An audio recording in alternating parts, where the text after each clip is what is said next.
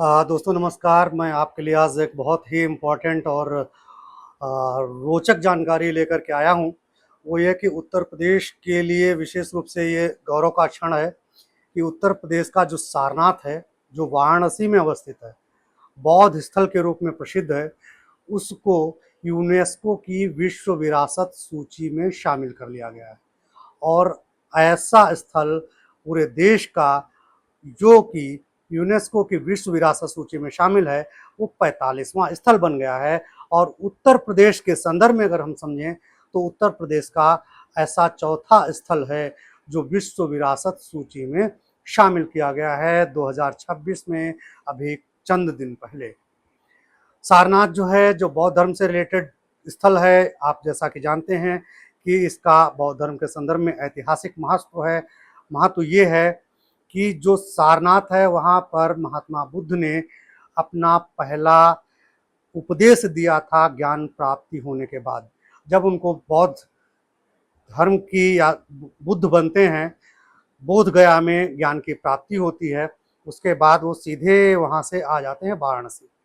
वाराणसी आने के बाद सारनाथ में वो अपना पहला उपदेश देते हैं, जिसको धम्म प्रवर्तन के नाम से जाना जाता है। धम्मचक्र प्रवर्तन भी कहा जाता है।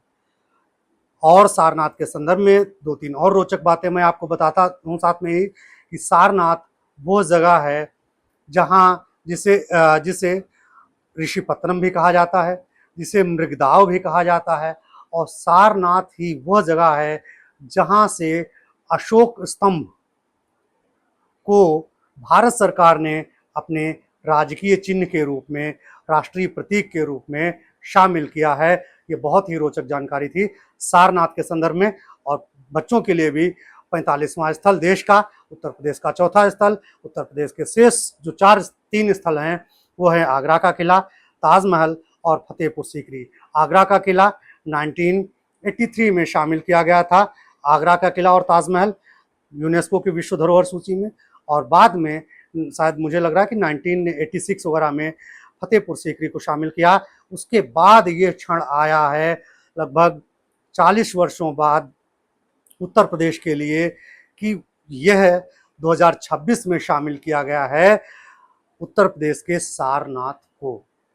बहुत ही रोचक जानकारी है और इस जानकारी को आप अपने दोस्तों के बीच भी प्रसारित करिए। जो बच्चे पढ़ रहे हैं, तैयारियां कर रहे हैं विभिन्न एग्जामों की, उनके लिए तो और भी रोचक है और महत्वपूर्ण है। धन्यवाद।